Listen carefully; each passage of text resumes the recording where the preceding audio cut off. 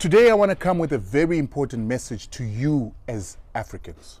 So recently we saw the Kenyan kids protesting the increasing of taxes in order to pay the IMF.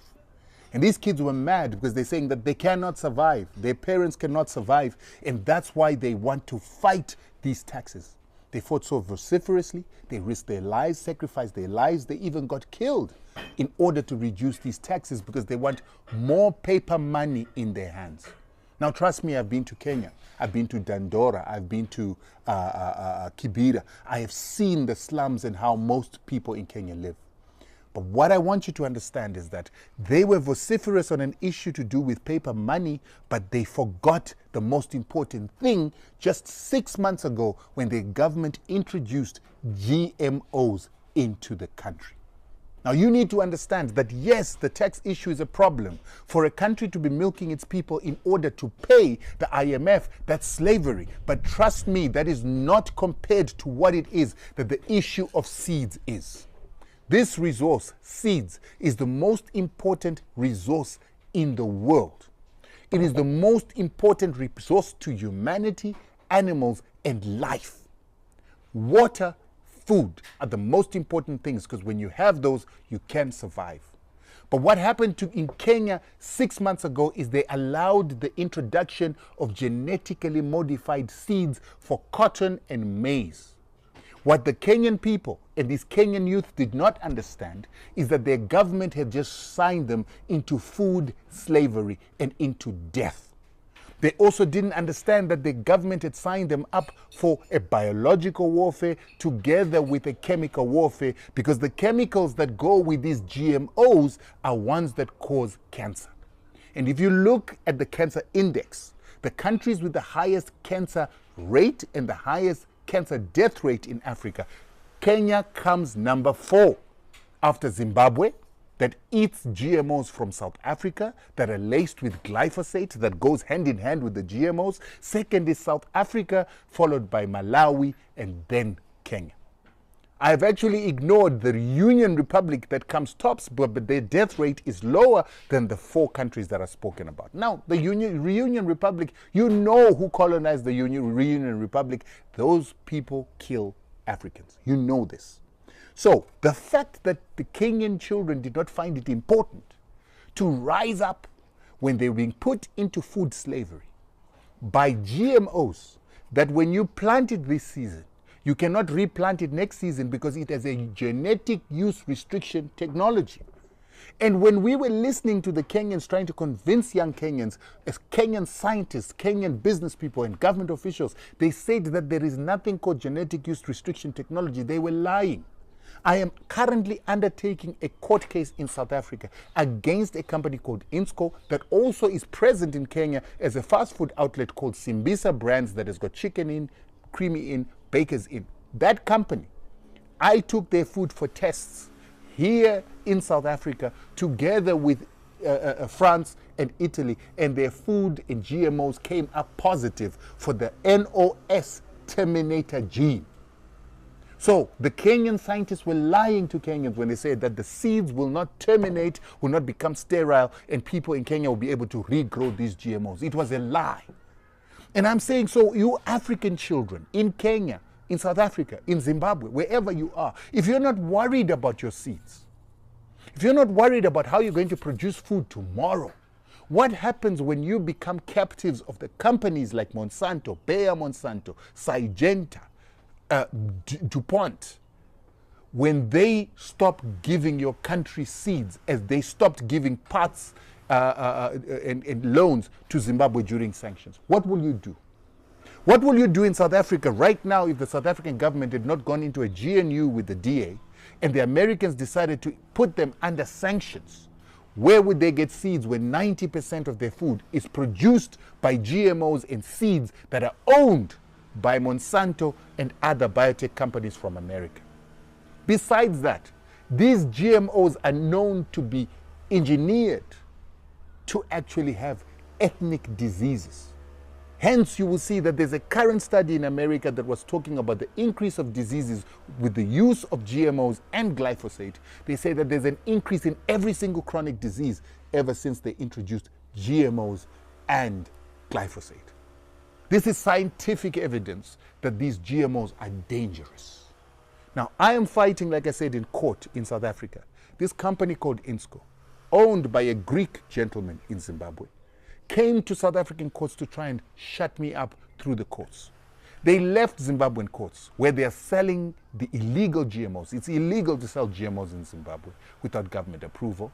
They're selling these GMOs that are filled with glyphosate, came to South African courts. They know they're breaking the law in Zimbabwe, and they tried to use the South African courts to silence me. But why did they come to the South African courts? They believe that because the South African courts are manned by white people, the white people will have a vested interest to shut me up so that we as Africans can again be put under food slavery. The same thing you're fighting in Kenya. You're fighting against debt slavery, but debt slavery is nothing compared to food slavery. And when they came to the South African courts, we have been able to stop them from shutting me up, from whistleblowing. But while I'm fighting them, the lawyers that I was using were approached. My first lawyer, my first advocate was approached, and he began to give evidence against me to this big company, because this company is huge. Not only that, they have now gone to my second set of lawyers, who were Edward Nathan Sonnenbergs, and they have presented, they got a group of women to present something that I said on, they said I said on social media, and then that was the reason why this company called Edward Nathan Sonnenbergs has withdrawn its service from me. What I said was not illegal. It should be protected by free speech. But remember, Edward Nathan Sonnenbergs and most of the law firms in this country are not African. They are not here to serve our interest. So they would deny me services, legal services, yet they represent EOH. EOH is a company that was implicated in state capture and getting billions out of some of the shady deals that happened there, and they ended up paying a penalty. They represent people that were involved in Marikana, people who were involved in the deaths of people during Marikana. They represent those. They represent South African banks that deny and discriminate against black people and actually do not give them loans at the same price as white people. This law firm has got no problem representing those people. Apartheid criminals have representation in South Africa, but they will cancel me for an allegation that I said something distasteful, not illegal, on social media. This goes to show you that this fight we're fighting is not our fight. I mean, this goes to show you that this fight that we're fighting is a very big fight, and we're all on our own. The other races are united in our destruction. The other races don't care. This is why this law firm would deny me services to actually stop a company from feeding Zimbabweans illegal GMOs and causing the pandemic of cancer that is in Zimbabwe. They will go and take sides with that company instead of protecting the women and children. And it is women who are the biggest victims of these GMOs in Zimbabwe. They're the ones dying from cervical cancer. They're the ones that are dying from breast cancer and other cancers. And this company let me go under threat by a Twitter women's group that said that they will protest if they did not stop giving me services. It's clear that the company that I'm fighting, that wants to continue to have the right to sell illegal GMOs and toxic foods to our people, it's a biological, chemical, and economic war. And you as Africans have got to start thinking about it. And I challenge you in South Africa, people like EFF, you want land, but the land is being poisoned by chemicals that need to grow with these GMOs. These GMOs are not natural. They grow with chemicals because they're not adapted to the soils, they're not adapted to the environment. And so therefore your soils are being destroyed, the bacteria in the soil is dying, the worms that are in the soil are being killed. You depend on fertilizers. The more fertilizers you put, the more it kills your soil, the more it poisons your water. The two essential things that you need for life, water and seeds, are being destroyed. And then one day you get the land. The water is toxic, the land is toxic, and it cannot grow anything because it has no living organisms in it anymore. And then you don't have the seeds. What's the point of taking land when you don't have seeds? These are things we need to grasp ourselves with now. Otherwise, you are running the risk of doing exactly what our ancestors did when they sold their enemies into slavery, not realizing that by selling your soldiers of your enemies, the soldiers of your people, into slavery, one day you'll be so weak that you can be colonized and enslaved on your own continent. We're repeating that. And many of you hear me talking about these seeds, you don't care. This is millet.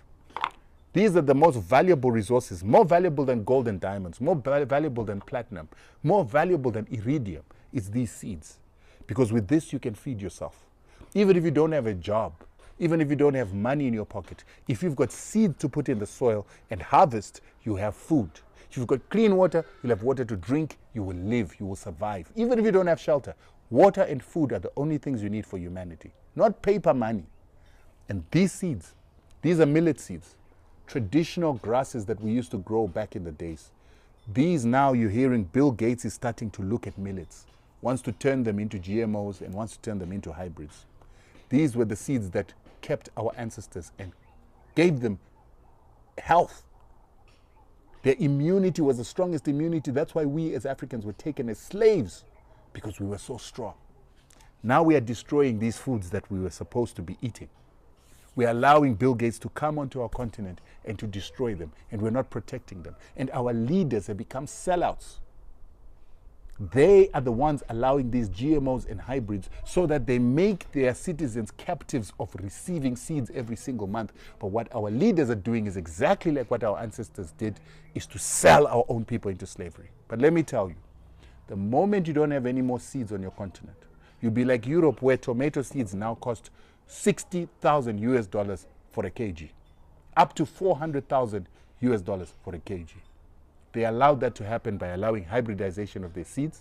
But they've got money. They've stolen from Africa so they can afford it.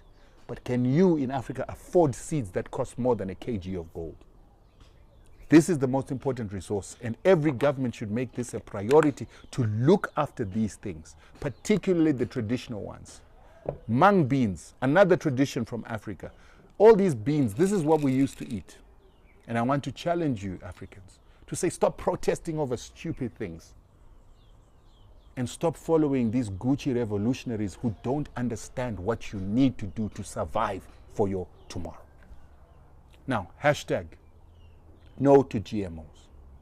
Hashtag David versus Goliath.